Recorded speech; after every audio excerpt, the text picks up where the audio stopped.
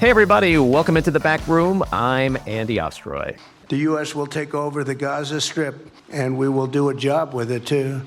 We'll own it. We have an opportunity to do something that could be phenomenal. And I don't want to be cute. I don't want to be a wise guy, but the Riviera of the Middle East, this could be something that could be so bad. This could be so magnificent. All right. Well, that obviously was our leader of the free world and the commander-in-chief. And we're going to talk about that in just a second. But first, thanks for tuning in today. We appreciate you listening. And we'd love to hear your comments. So email us at backroomandy@gmail.com and/or post on our social media. And we'll read some feedback next time. And if you like the podcast, please rate and review and follow or subscribe, and you'll be notified every time we post a new episode. And also, if there's any of you out there who happen to work for a government agency and you want to spill the beans a little confidentially, shoot us an email with your personal story, and we'll try to talk about that on the air as well. Don't forget, at the end of this episode, stick around for Just Jeff. And also, just to let you know that I am traveling. And so we don't have our usual studio, and my super groovy podcast microphone broke at the same time. So if the audio is a little off, that is why. All right. That was Donald Trump declaring that the United States, in addition to invading Canada, Mexico, Greenland, Panama, and Iran, is also going to take over the Gaza Strip. It's going to be big, beautiful. We're going to make it like the Riviera. It's going to be like the French Riviera, people. There's going to be Gaza Strip clubs. There's going to be Gaza Strip malls. It's going to be really, really beautiful. Beautiful, strong, powerful, and beautiful. It sounds like the kind of plan that comes directly from Jared's head right into Trump's ass. Works his way up through his fat ass, travels up through his Diet Coke and cheeseburger-infested organs, vomits out through his disgusting orange lips.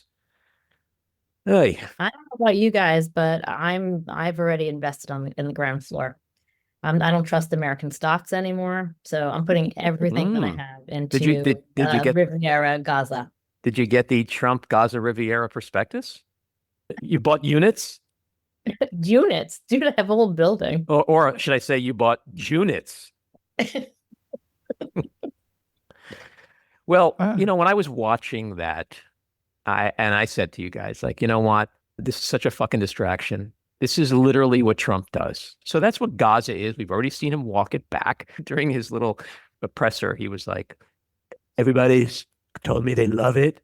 Well, first of all, who's everybody? To your point, Jared and Ivanka? Yes. like They love it. Jared loves it. Yeah, how about Egypt and Saudi Arabia and Jordan? Like, do they love it? Does Hamas love it? Do the Palestinian people love it? You know, those pesky little 2 million people who you're planning to displace? I bet you Netanyahu loves it. Oh, that's a good point. Well, we saw him. You see him smiling like a Cheshire cat when Trump was talking.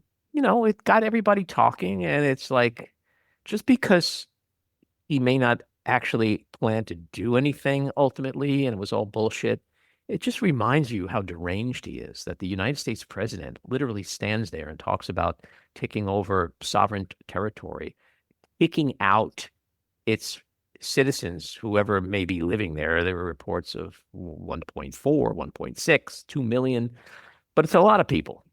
Like, the whole plan is moronic, but I think we just got to stop paying attention. So us talking about it today is not to literally do what I'm criticizing people for. I'm saying, don't do it. Don't listen. When he says things, just go, you know what? That's not going to happen. That's something that'll die before it ever leaves the White House. That's something that'll die in the courts. That's something that's just not going to. Let's stop paying attention to every little thing he says and just focus on the real tangible things that actually end up happening. He's going to try to do so many things. He's got that fat ass pen, that portfolio of it that keeps getting bigger and bigger every day. So more importantly, we have seen in his almost 3 weeks of being president, not just a flurry of draconian, dangerous executive orders, but we've also seen lawsuits being filed, more being filed, and we've also seen courts rebuking him and saying, no, you can't do that. So it just reinforces my belief that our judicial system still exists. And even if some of these cases make it to the Supreme Court, I don't think that it's unrealistic to think that we would get a 5-4 majority with Roberts and Barrett on a lot of these illegal, unconstitutional, and or democracy killing cases that are going to come to them eventually. Well, I would just say that while you're 100% right that something like Gaza isn't going to happen for all the reasons you named and 100 others, when he does these things, these outbursts cause real harm. We have for decades in the United States advocated for a two-state solution in this case. When you put something out like that, you've effectively said, we are completely against a two-state solution. That's done and over. So that even though this may not happen, it does irreparable harm for the region. And this is true of many of the things he's done that are stupid and moronic. I don't mean renaming the Gulf of Mexico to the Gulf of America, but there are many others that do irreparable harm, even just the threat of tariffs to Canada. We don't know how Canada is going to respond when they have intelligence. Are they going to share it with us? I mean, even though these things are stupid, they cause a lot of harm. Sure. There's one distinction that, while I agree with you, my position is elections have consequences. It is a fool's errand for anyone on the left to think that he will come in, be president, and there's not going to be a fuckload of things that are not only going to piss us off, but that could be harmful to a lot of people domestically and abroad. That said, at the same time, we also have to look at what's been happening on the ground as we analyze whether our worst fears, the worst case scenarios, are likely to play out or not. There's a lot of stuff that he's doing that if a Democrat wins in 2028, they come in and they undo it. Some things are going to be hard to undo. For example, we've built up U.S. aid for 60 years. If that's dismantled, it's going to be very hard to just go back and rebuild not just the agency, but the effectiveness of the work that it's done over those decades. That doesn't kill democracy. And that's really my point. We just got to look at ourselves and go, you know what, these next 4 years is going to be hell. And then if we do our jobs and vote in 26 and in 28, we take over and we can undo a lot of this stuff. Well, to your point, Matt, I think it takes decades for, in terms of national security and building up trust to even get to a point where you were going to have a treaty with Israel and Saudi Arabia. And this just sets things like that back. It erodes countries' trust in us in order to have people give us information in order to keep our citizens secure and safe. But to Andy's point, I mean, even if things do get bad, it does give Americans the opportunity to see what government actually does do for its citizens. Mm-hmm. So even if it gets, dire, which I really hope it doesn't, I don't think that people really know what the government does to serve them on a daily basis. Look, historically, incumbent presidents lose at least one chamber of Congress in the first midterm election. It's a pretty solid bet. If I was in Vegas, pretty solid bet that the Democrats will take the House, especially if the chaos and the cruelty and the lack of fighting inflation continues for the next 15 months, which is really all you need for people to change their minds, some of them. It's going to be a long 4 years, like 47 months left. So I think we just preserve ourselves, focus on what he does, not what he says, and look at what actually is taking place. And at the same time, focus on 26. That's our first big war coming up. We take our wins in the courts now where and when we can, and we try to stay optimistic and do what we can, because our democracy isn't dead yet. So we still have elections. And they know it. The Trump administration knows it. They know they got to try to do whatever they can in the next year and a half.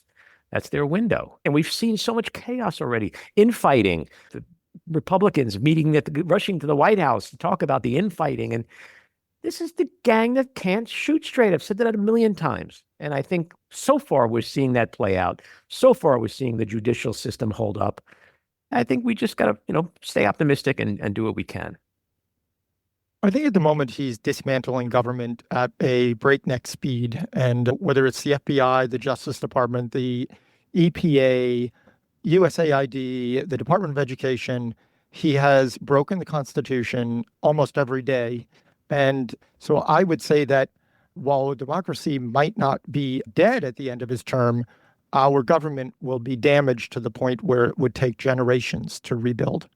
Elections have consequences. That's all I'm saying. And I think the electorate, voters, all we can do is just speak our mind, speak truth to power, fight, do what we can electorally, and achieve a different outcome in the midterms in 26, and then focus on 28. All right, let's get to our winners and losers.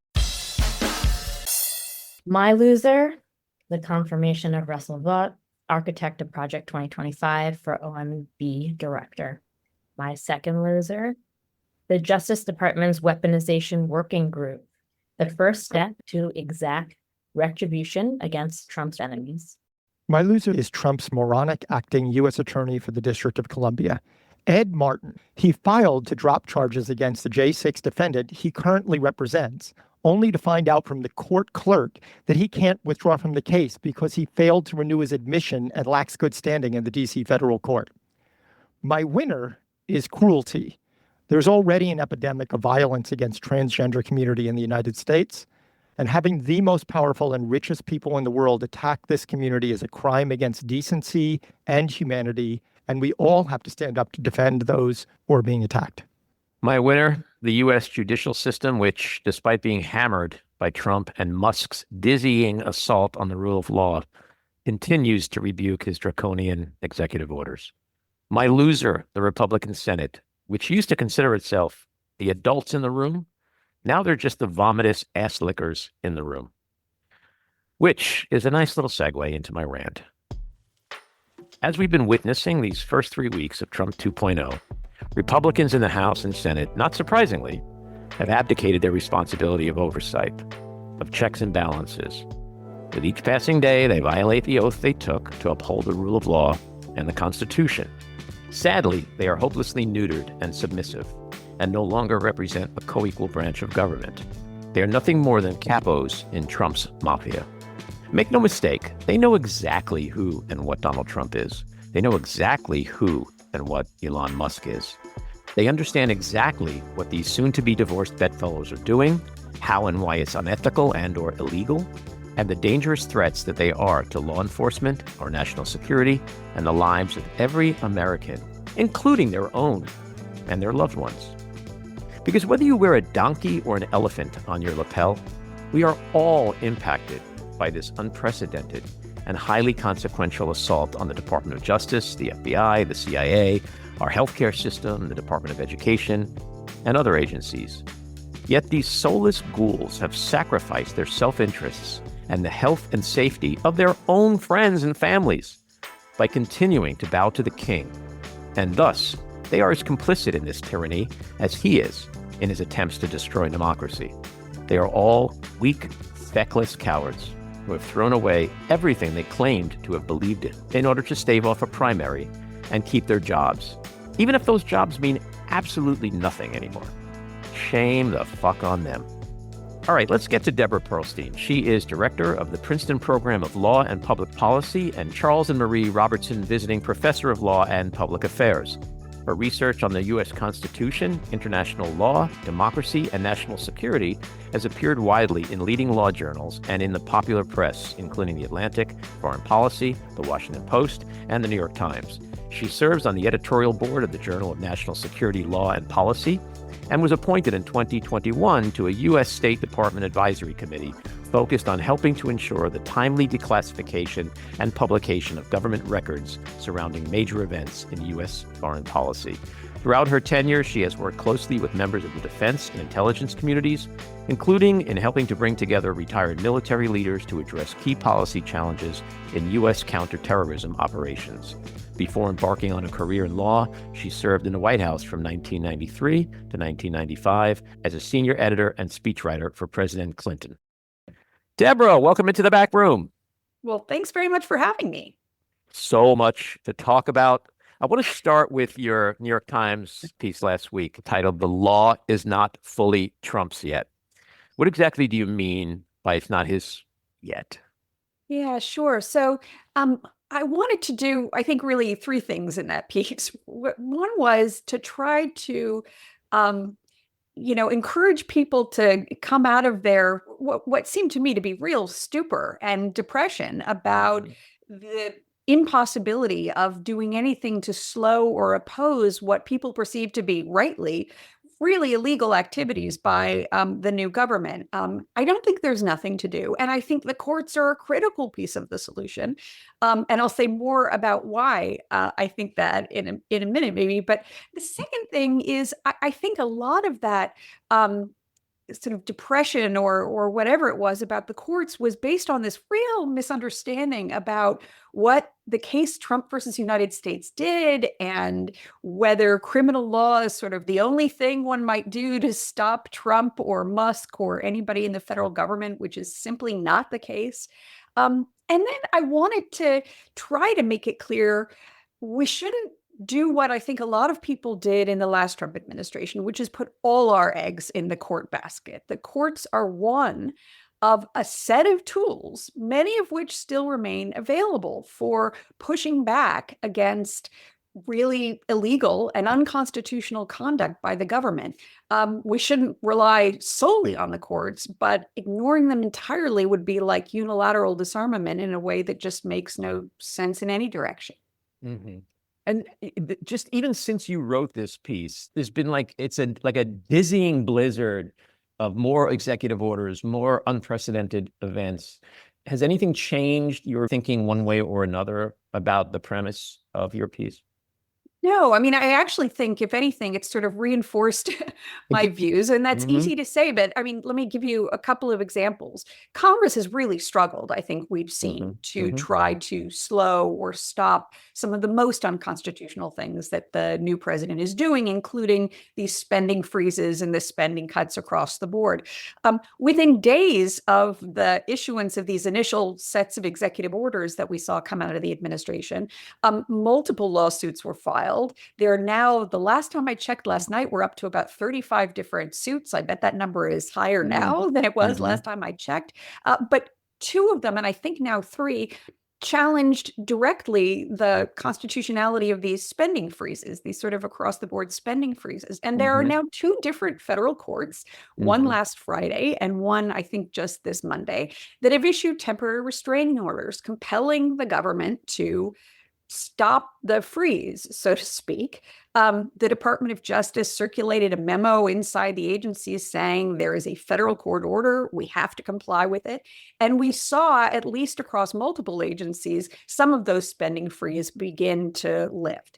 Now, I want to be clear, this is not the end of the story, right? These really early days, this litigation is going to go on, the fight's going to go on. And I think there are reasons to worry too. But compared to Congress, for example, and indeed compared to other mechanisms we might try, the courts so far in the early days are one of the few places we've seen real difference-making action. So help my listeners who may not be as well-versed in the law as you are, and on some level I am. There's been a lot of talk of like, he's just blitzing the court system. Can the system take it all? Can it hold? As if we're some small little town somewhere and there's one court and, oh my God, there's 35 lawsuits. How are we ever going to get through this docket? Our judicial system is pretty darn big, right? It can handle this. It's pretty darn big, right? There are federal courts all across the country. There are appeals courts all across the country. And some fraction of these cases, some fraction of them will eventually make their way to the Supreme Court. But often what happens along the way when different lawsuits raise common issues or essentially the same issue, there are now, I think, at least 6 different lawsuits challenging the constitutionality of the birthright citizenship executive order. The court will, or the courts will, consolidate those suits, or the Supreme Court will, for example, grant review in one of those cases and then effectively pause the other ones while it rules on the one case. So in the scope of the kinds of litigation that the courts have handled, including just on the criminal side, the prosecution of 1,500 or more individuals who were involved in the January 6th case, that was an enormous undertaking by the courts, and they managed it. So just from a logistical point of view, that's one thing that I'm actually not super worried about. I have plenty of other worries, but the court's ability to withstand this particular, set of cases so far, yeah, that I'm okay with. So let's talk about what I think are your worries. One, if you're Trump, you're thinking, I don't care what happens on this federal district level, even on the appeals level. This is all going to go to the Supreme Court, and those are my guys, and they're going to protect me. And immunity. I got immunity. I can do whatever I want. How accurate is that assessment? Yeah. Okay. So two things.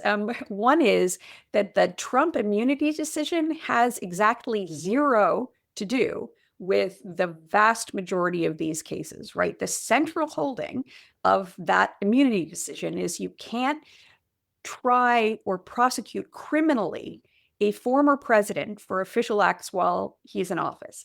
None of these lawsuits, these 35 plus now lawsuits that I was just describing, are criminal cases. They're all civil actions. They're sort of ordinary lawsuits that are brought by individuals or states or organizations whose interests are being harmed by actions the government is now taking and have therefore standing to sue. And it's on the agency level, right? So it's important to understand that if the court rules, it's ruling that an agency can't do something, right? So these are all rulings that are stopping agencies, or on some level, are they relating to him as an individual? Some of them, have him as a named party in the case, which is sensible, but they really are a different kind of case altogether. It really doesn't matter in this sense, right? They're trying to stop something from happening. They're trying to stop the government from doing something. They're not trying to impose individual liability on somebody or punish somebody, right? So it's a really different kind of case and a really different kind of situation. The kinds of cases that have been brought against government, cabinet secretaries and even presidents and even, the former president, the last administration, and Biden when he was president, all the time. So this is kind of standard meat and potatoes fare for the federal courts that really just at the highest level aren't affected by the Trump versus United States decision at all. And so my next bet at what worries you, and then when we're finished, you can tell me whether I was actually correct or if you have other worries. Yeah. But the next worry goes to the Supreme Court, whatever case is, they rule against him, and he's like, I don't care. I'm going to do it anyway. At that point, we would be in a real constitutional crisis. Not that any of this that we're witnessing now isn't unprecedented and unconstitutional, but that would be a moment that no one dating back from the founding fathers to anyone today could ever imagine or envision a United States president saying to the Supreme Court, I don't agree with your ruling, and I'm not going to obey it. So yeah, that is absolutely one of my worries. That's maybe my top worry. I wouldn't say historically there's no precedent for it. It's, and that the Supreme Court has never worried about it. One of the most important Supreme Court cases ever, Marbury versus Madison from 1803, right? The usual story about that is the great Chief Justice John Marshall said, well, I'm gonna deliberately lose this battle, but I'm gonna win the war. I'm gonna not make the president do exactly what I'm telling him to do right now because maybe he's a little bit worried about the president not complying. But I'm still gonna claim the power of judicial review, which is a power that the court has gone on to exercise, right, for the next 250 years, give or take. Having said that, right, so the court's been worried about that kind of thing in the past. That is not something that any modern 20th century president, or even before then, has come close to contemplating doing. And we've had really kind of direct clashes. The court in the Nixon Watergate tapes case orders then President Nixon to turn over these tapes that are going to completely implicate him in criminal activity. And Nixon complies, right? It's this remarkable moment, but we've seen that happen a lot. This presidency is the one in my lifetime where I worry seriously about whether or not they will do that, in part because the current vice president campaigned saying if the court rules against us, right, we should just ignore it. What happens then is a real uncertain and frightening set of sort of consequences. And we can talk about maybe how it plays out, but now we're just in the realm of speculation. So let's stick with this for a second, because this is really what we're all talking about. We're all wondering and perhaps fearing the most, because at that point, democracy is gone, right? I mean, it's safe to say that the United States president says no to the Supreme Court, I'm not going to follow your rulings, we're done as a democracy. We're now hungry or something worse. So if that were to happen, what are the measures that can be taken to address that? I mean, I would think people, the Mark Eliases of the world, the ACLUs, et cetera, state attorneys general, the list can go on. Are preparations hopefully being made now to deal with that moment the minute it occurs? What do you think? Well, look, I mean, I don't pretend to have my finger on the pulse of every planning step that's underway across all 50 states and throughout Washington. I'm 100% certain we're not the only ones who are worried about this possibility. I think there are two things that make planning for what to do about it really hard, right? One is, when does that moment happen? Mm-hmm. Right? The moment where it is clear they are not complying with the federal court order. Does that moment happen when they're not complying with a lower court order? Does that moment happen only when they don't comply with an order of the Supreme Court? If they're sort of slow to comply and kind of feet dragging, but they're not overtly defiant about it, do we still say, this is the constitutional crisis moment, this is where defiance has happened? So I think one of the challenges is it's going to be hard. We want to think carefully about identifying how we're going to know it when it happens. Now, if the president comes out and says, I'm not doing that, then it'll be nice and clear. But usually, and even now, even today, right, we're seeing, well, some agencies are complying or other agencies complying. It's hard to tell. There's a lot going on. Information is hard to access in the sort of chaos of this current administration, with no real kind of leader in charge and multiple centers of power. So that's one challenge. The other challenge is knowing what to do when it does. And there aren't any good alternatives, right? The one clearest, most obviously constitutional, and in my view, best option would be for the House to impeach and the Senate to convict and remove a president who refuses to comply with an order of the Supreme Court, right? That's what should happen. Right? Mm-hmm. And I would like to think that that's what would happen. Mm-hmm. But recent history suggests that's not likely. So given that the option that the Constitution hands us for dealing with exactly this kind of situation seems practically impossible, all of the other options are less attractive. When this happens in other countries, right? Countries that have failing democracies, you see people taking to the streets in protest and that kind of thing. Mm-hmm. Sometimes those movements are effective. I think they can be enormously important. Sometimes they're not effective, right? And they always, no matter how peaceful they're designed to be, increase the risk of political violence, which is something that nobody wants. Right. Mm-hmm. And there may be some other options to continue, including interventions of less public sorts. But in the meantime, what the right course of action is under those circumstances is not something they teach you at law school. No. And the founding fathers never, ever prepared for this kind of person. You're raising an interesting point about Congress. We all know that it's no longer a co-equal branch of government as controlled by Republicans. They've totally abdicated their role to uphold the Constitution. Whether it's the Supreme Court and or Congress, when they're at that inflection point where it's like, if we go this way, we save democracy. If we go this way, our jobs mean nothing anymore. And we're done. We're done as a democratic nation. Is that the point where Thune gets together with Mike Johnson and goes, what Deborah just said, that's what we got to do? Because either that or we're done. Look, if I could see inside the heads of Mike Johnson and Mitch McConnell and whomever else, I'd be making a lot more money than I am. But so it's hard to know. But I do have questions, right? It's one thing to imagine they're behaving as they do because they think this is a good idea, right? Some of them probably do think that. Some of them have said, I'm going to be primaried, or have moved in a direction of sort of opposition to some of the more extreme measures we've seen, and have, backed away for fear of sort of political reprisals from the president or from Elon Musk or whomever. Some of them, at least as we saw around the vote of the impeachment vote after January 6th that was taken, where the Senate came very close to actually convicting him, right? With Republicans, with at least a few Republicans voting to convict, and Mitch McConnell saying, well, the courts will take care of this later. Haha. There were others who said later, I would have voted that way, but I have to worry about the safety of myself and my family.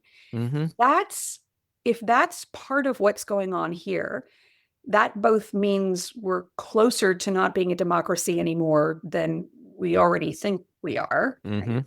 And it means that other kinds of solutions like anonymous voting in the Senate or other approaches might make it possible to try to reactivate the Senate in a way that it is currently just completely seated. Now, having said that, those are sort of constitutional law professor answers. As an ordinary citizen, I don't, practically speaking, hold out a whole lot of hope right now. And I really hope I'm wrong. And I really hope they all prove me wrong enormously. But so far, the early indications aren't good. And what about the Department of Justice? And let's talk about Pam Bondi for a second. Yeah, she's a Trumper. She's done some things that are very questionable. Some have accused her of taking a bribe. She certainly appears to have been a rigged election person.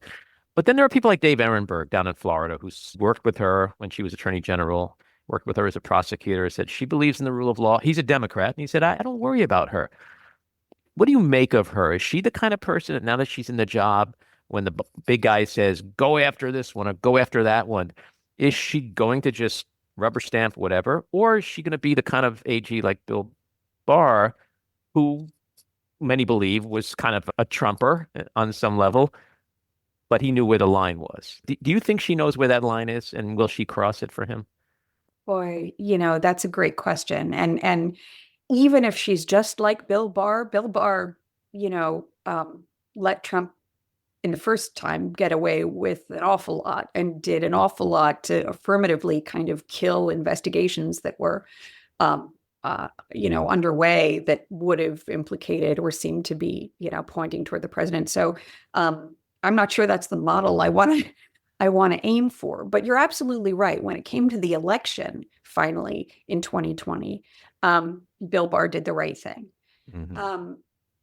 With Bondi, it's hard to know. What I'm watching really closely right now is how she is going about implementing this executive order about what the administration calls the weaponization of the Justice Department.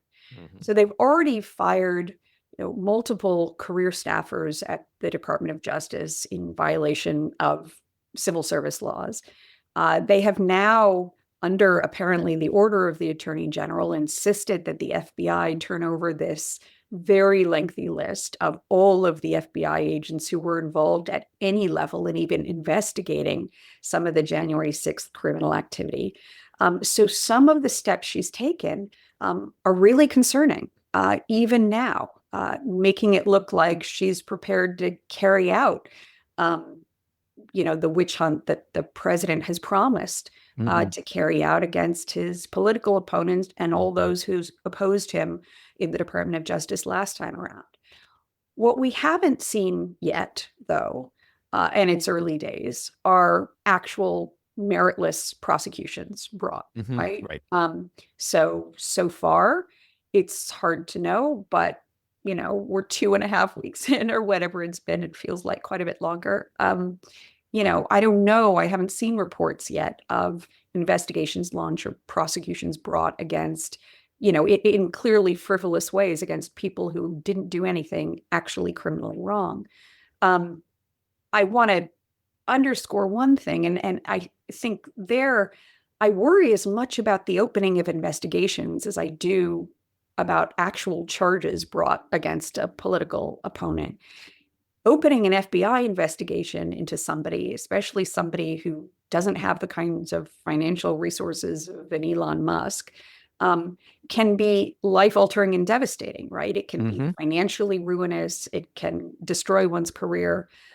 So in terms of things to do there, right? Supporting legal defense funds and the kinds of defense that are needed if those prosecutions are brought, right? That's really important.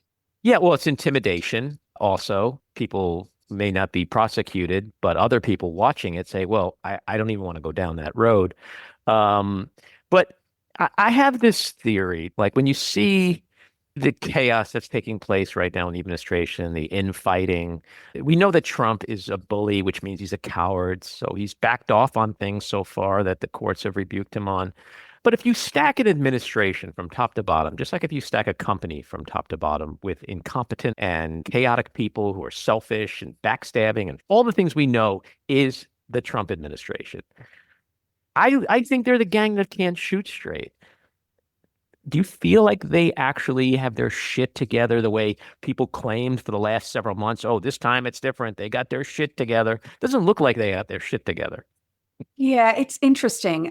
In trying to get, my arms around and not be overwhelmed by what's actually happening, I think that the task of sorting wheat from chaff is really important, right? What's really important here? What's actually happening?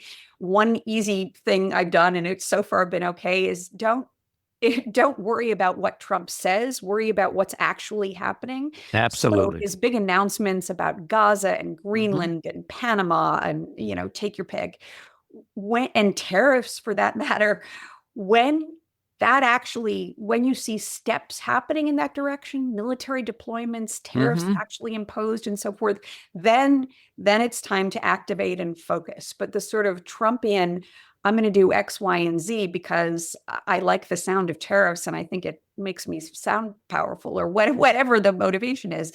I think those are things we can kind of put to one side and should, at least until something actually starts to happen. Within the realm of what is actually happening, a lot is happening, right? And it's really important. And it's already caused a lot of real world harms on the ground in this country and in many others.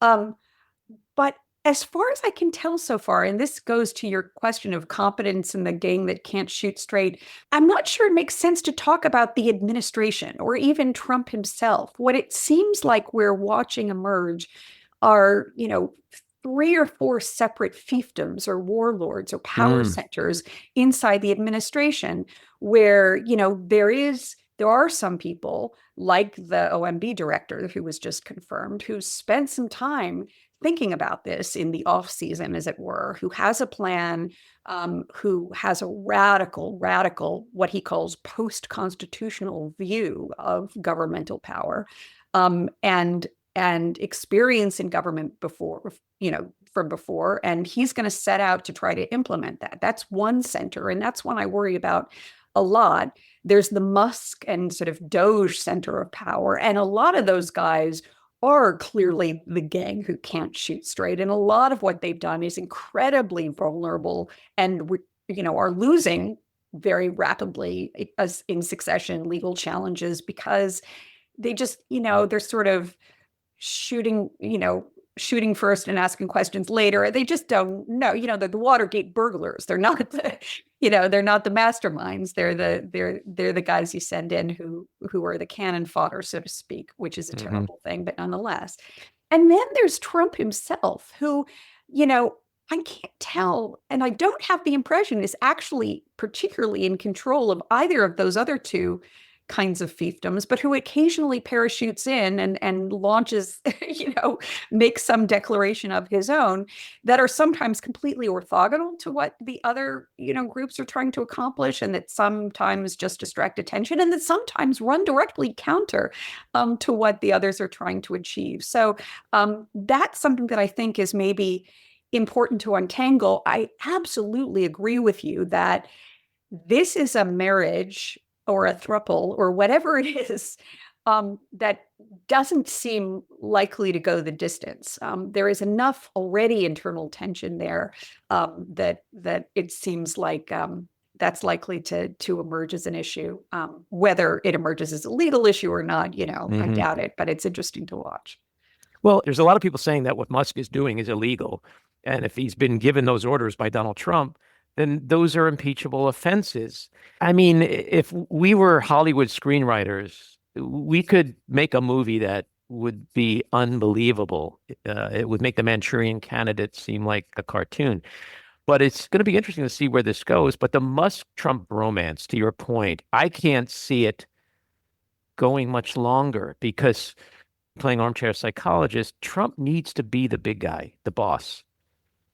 I feel like if the protests we're seeing in the streets right now, if everybody just had signs that said, we got to get rid of President Musk. And if all the chants were, hey, hey, ho, ho, President Musk has got to go. And Trump is sitting and watching TV and watching this, I think Musk would be gone in 5 seconds because he's all about optics. And the optics right now are you just some oaf sitting in the Oval Office and this guy is the president? Is this what you want the world to think, that you are not in control? And certainly Musk does not seem to be running most of the stuff he's doing by Trump. So that to me is just an explosion waiting to happen.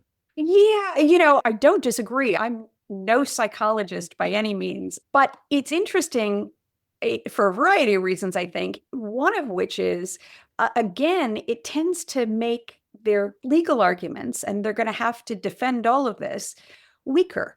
So the case we saw, the really important case, one of the important cases that we saw Trump lose in the last administration, you may recall there were these efforts in the last administration to put citizenship questions on the census, even though the Constitution says you have to count all people, right? The administration was really interested in adding citizenship as a way of reducing the counts of people they didn't like and increasing the political power, because apportionment is of congressional seats is based on the census, and they lost that case in the court at the Supreme Court, right? Roberts voted against them, and a central reason they lost was because of the process they followed or didn't follow in trying to get citizenship on the census inside the administration, right? So they ignored standard channels of doing business. They ignored what's called the Administrative Procedure Act, right? Passed by Congress, that says if you're going to change rules, if you're going to change regulations, you have to do it this way in order that there can be public comment, in order that there can be sort of expertise brought to bear. They didn't do that, and they got struck down by a very conservative Supreme Court for that reason. The process that we're watching, such as it is inside the administration, is the opposite of the kind of process, right? It's anti-price, more anarchical than it is procedural. And that makes it, whatever the bottom line policy goal is that they're trying to achieve, way more likely to fail in court. Yeah, well, we know that Trump not only has huge turnover. We just know that from his first term, so we can expect that. But we also know that he never takes blame for anything. So to me, someone like Musk is just going to end up sooner than later his sacrificial lamb. And I can almost hear the speech in my head. He took a turn. It was bad. He was not good. Like we could literally write the script. And so it really is just a matter of time, because it seems so easy to just cut him off. And I think Congress would turn on Musk. I think the media would turn. Musk is not the likable character that Trump is to many people. I don't think people are afraid of him. To me, he's on the precipice. And the nanosecond Trump turns on him, he'll be gone. So that's my Hollywood script. Well, it was interesting to see, to your point about the Hollywood script today, Time magazine released its cover, and it is a picture of Musk sitting behind the desk in the Oval Office alone. It's an image that I think is an important one. Sure. And for Trump, when Trump sees that, I think his head is going to explode. And that's what leads to the things that hopefully the optimists like you and I will see transpiring sooner than later. Yeah, I don't know if I'm an optimist, but I think pessimism in this kind of circumstance is deadly. Doing something is necessary. Yeah, well, let's agree to be like Greenspan and say we're cautiously optimistic. I'll take that. I'll take that. Deborah, thanks so much for coming on. This was great. We could talk for hours, which means you'll have to come back soon and keep up the conversation. Sounds good. Thanks so much for having me. All righty, take care. You too. All right, it's time for another exciting episode of Just Jeff. Jeff, welcome back into the back room. What's on your mind? Hello. Well, there are so many things jumping off this past week. You would think it's really hard to decide, but it's not, because when Our president said that he would like the U.S. to own Gaza and displace all the Palestinians from there. That takes the cake. And I said to myself, this is really nuts. It's clear that he knows nothing about world history and geopolitics. This is really nuts. Then I heard Peter Baker, who's the chief correspondent for the New York Times, saying that, Trump is known for thinking outside the box, but this time there's no box. He's so far out in left field, or right field, whatever you want to call it. But then I started thinking about it, and I remember one time in his first term, Trump told us that he was a very stable genius. And I'm beginning to think maybe he's onto something here with Gaza and the Palestinians. And I think it correlates with his wanting to have Greenland, because that is a perfect place to put all the Palestinians. And when I say all the Palestinians, not just the ones from Gaza, but the West Bank as well. But all the Palestinians in Greenland, but because they have very little population there. Well, you may not, Greenland is about 3 times the size of Texas. Texas has like 30 million people. There's about 500,000 people in Greenland. So there's plenty of room for them there. And if some of the natives, the people who already live in Greenland, are not happy with that, they can go back to Denmark. So it's such an ideal place to send them, because, with global warming, more and more land in Greenland is becoming arable. And who better to till the soil on arable land than Arabs? I just want to say for the record, the views and opinions shared by Just Jeff are not the views and opinions of neither Jen Hammoud, Andy Ostroy, or Maddie Rosenberg, or the Back Room, or Radio Free Rhinecliff. Okay, you can also add me to that, because then I realized I woke up from this nightmare, and it's clear that there's no way this could happen. All right, we got to joke, because if we don't joke, we're gonna lose our minds, because it's kind of insanity that's out there. But anyway, Jeff, we'll leave it at that, and we'll talk next time. All right, take care. Bye-bye. This episode of The Back Room was edited and produced by me, Andy Ostroy. It was co-edited and co-produced by Maddie Rosenberg, and co-produced by Jen Hammoud. Our theme song was composed by Andrew Hollander, and our logo was designed by Cricket Langell. And special thanks to Patricia Wind. Please take a moment to rate and review the podcast, and also follow or subscribe. Until next time, keep your eyes on Washington, Hollywood, and your own backyards, and have a great week.